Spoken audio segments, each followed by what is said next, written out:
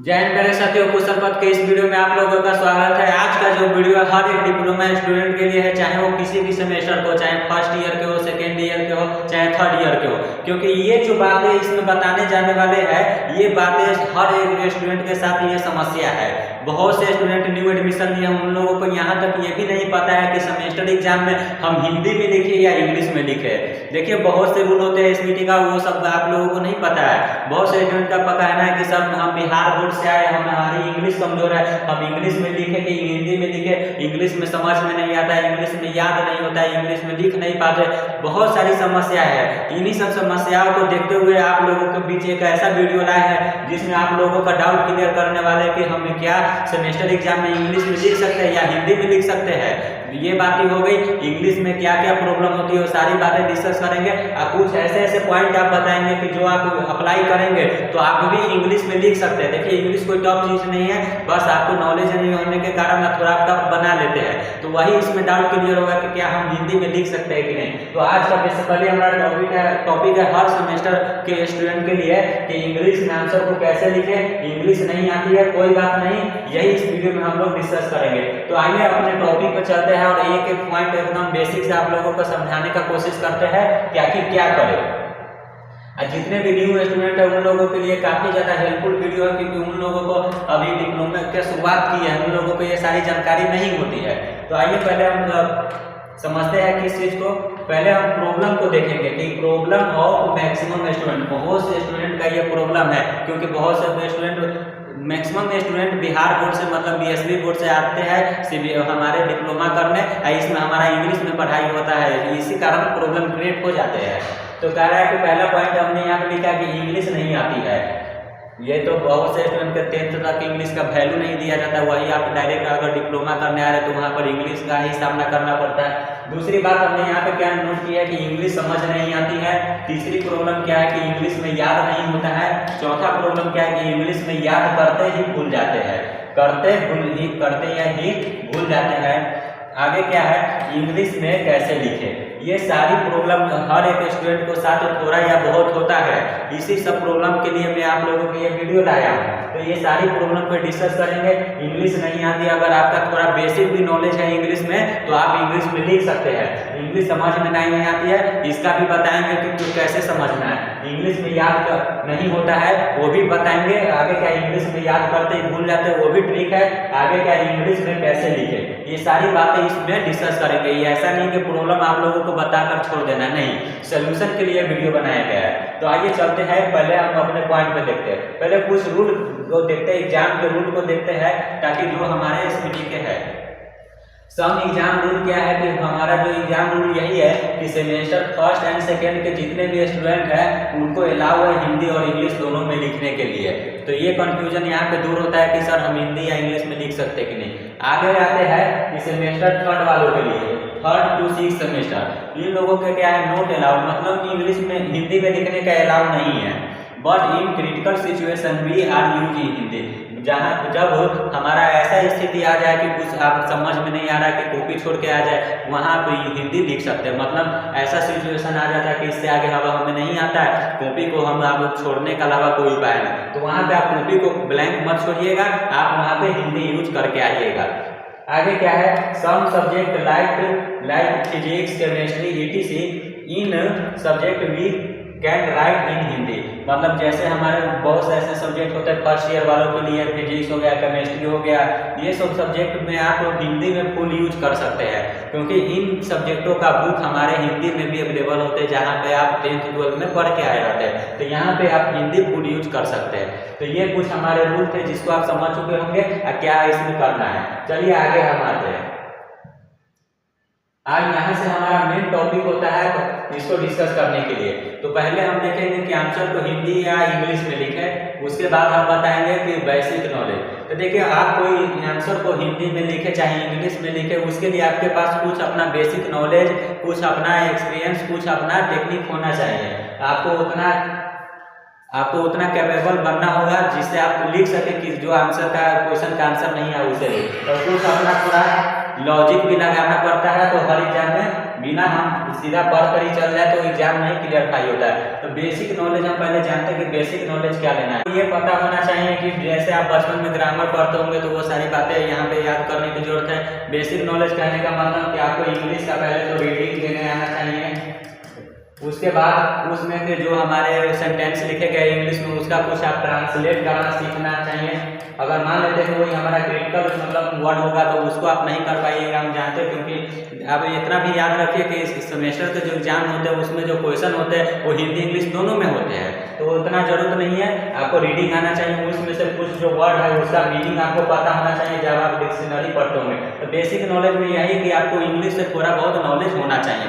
उसके बाद आगे आते हैं कि smart work for during remember. ऐसा नहीं है कि आप याद कर, देखिए बहुत से स्टूडेंट का कमेंट आया कि सर हम याद करते भूल जाते हैं। इसलिए भूल जाते हैं क्योंकि वो सिर्फ याद करने में लगा देते, स्मार्ट वर्क नहीं करते, मतलब कुछ आप दूसरों से अलग नहीं सोचते। सामने वाला भी बंदा वही कर रहा है, भाई तुम भी वही करो, तो दोनों में डिफरेंस क्या है?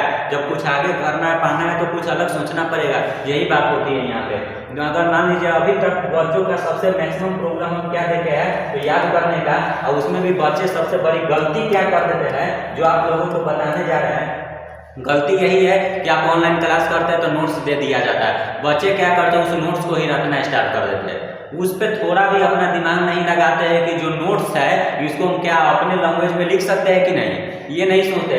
जैसा नोट्स मिला उसी को रटना स्टार्ट कर देते हैं। अगर इतना लंबा वाला नोट्स मिला है तो आप उसी को रटना स्टार्ट कर देते हैं। ऐसा क्यों भाई? देखिए याद करने से पहले आप उस चीज़ को अच्छे से समझ जाइए, अच्छे से समझ गए रहेंगे तो जब आप उसको रीडिंग दीजिएगा तो कुछ लगेगा कि हाँ ये वर्ड इस वर्ड का मतलब ये होता है, जाना पहचाना ठीक है। उसके बाद आप उसको पॉइंट बाय पॉइंट में तोड़ने का कोशिश करिए। ऐसा नहीं कि जो जैसा लिखा वैसा अपना इजी वर्ड यूज करिए, जैसे यहाँ पे इट हो गया, ही हो गया, see is am Harry are they are also, ये सब यूज करने का कोशिश करिए। क्योंकि जितना इजी वर्ड में आपका डेफिनेशन बना रहेगा उतना आपको ज़्यादा याद होगा, क्योंकि आप बचपन से उस चीज़ से अक्सर जुड़ते आए हैं। तो वही बात करेंगे, कोई भी क्रिटिकल सिचुएशन हो, मतलब क्रिटिकल डेफिनेशन हो तो आप उसको इजी बनाने का कोशिश करिए। स्मार्ट वर्क करना है, कुछ पढ़ाई के साथ हमारा टाइमिंग भी होता है, दिनचर्या में भी देखा जाए तो जब आप याद करते हैं तो रात के समय सोने से पहले याद करिए, सोने से पहले 5 मिनट तक उसको रिकॉल करिए, सुबह उठकर रिकॉल करिए। रिकॉल करने के प्रोसेस अपनाइए, दोस्तों में ज़्यादा उस पढ़ाई को डिस्कस करिए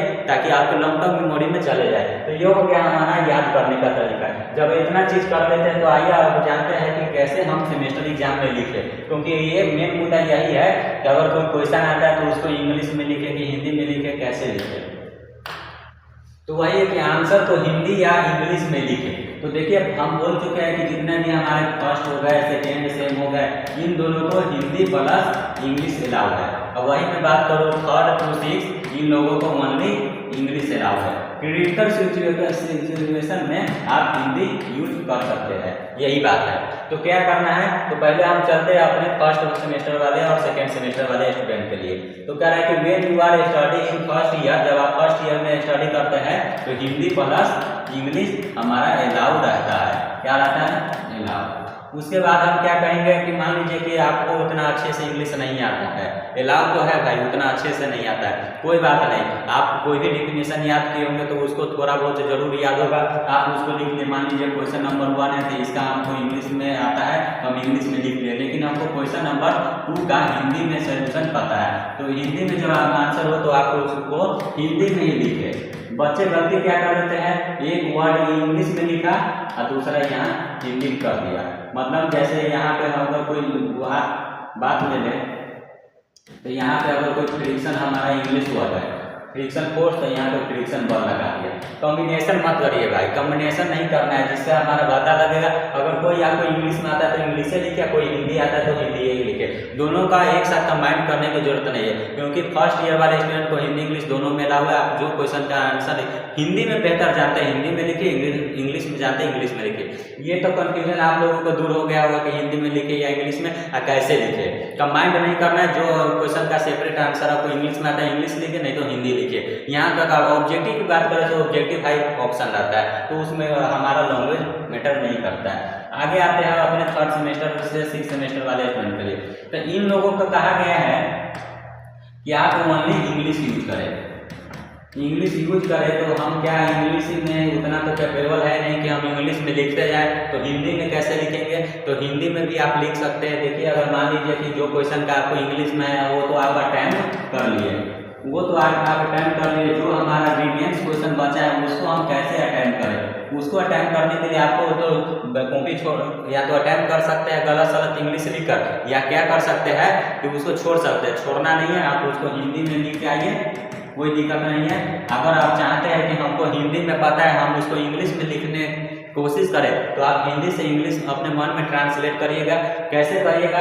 जैसे मान लीजिए कि कोई फोर्स है, तो फोर्स के बारे में लिखना है, तो लिख दीजिएगा कि it's effect due to one body is change shape. मतलब बहुत से ऐसे डिफिनीशन बना सकते हैं। It is a, that are a, it is very simple, it is very difficult, there are use, here are use. मतलब इजी इजी वर्ड बनाकर आप पॉइंट बनाकर लिखिए, लिखना स्टार्ट करिए, पॉइंट बनाकर लिखिए, मतलब तोड़ तोड़ कर ही लिखिए। जब आपको इंग्लिश आती हो उस क्वेश्चन का आप हिंदी नहीं दे पाते, तो ऐसे करने से क्या होगा कि आपका इंग्लिश में भी बनेगा।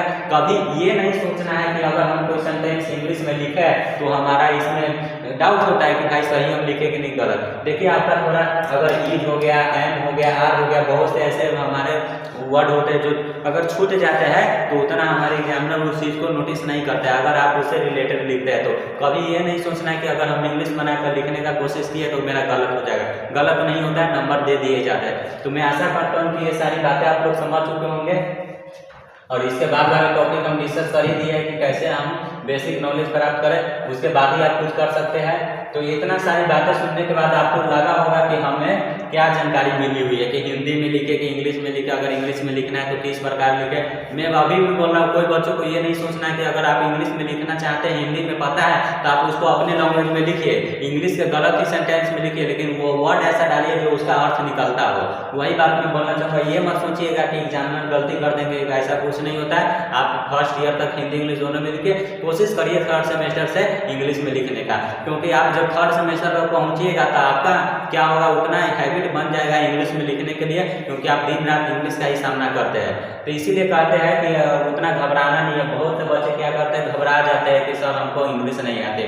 आपने समझ चुके होंगे कि क्यों नहीं आते, तो क्या करना चाहिए। इसीलिए बोलता हूँ कि पहले घबराइए मत, जो चीज़ है उसको आराम से पढ़िए, अपने पढ़ाई पर विश्वास रखें, मेहनत करें। और इस वीडियो के लिए इतना ही रखते हैं। ऐसे ही यूजफुल वीडियो आप लोगों के लिए लाते रहेंगे, और मैं ऐसे ही यूजफुल आप वीडियो लाते रहेंगे। और देखिए ऐसे ही यूजफुल वीडियो लाने के लिए मेन पर्पज ये है कि बहुत से न्यू स्टूडेंट हमारे पॉलिटेक्निक में जुड़े हुए हैं, तो उन लोगों को ये वीडियो जरूर शेयर करें। और हम उम्मीद करते हैं कि आप लोग हमें भी सपोर्ट करें, ताकि हम लोगों को भी अच्छा लगे आपके लिए ऐसे ऐसे वीडियो बनाने के लिए, और हमें सपोर्ट करते रहे, हम भी आपके लिए तत्पर खड़ा हैं। Thank you.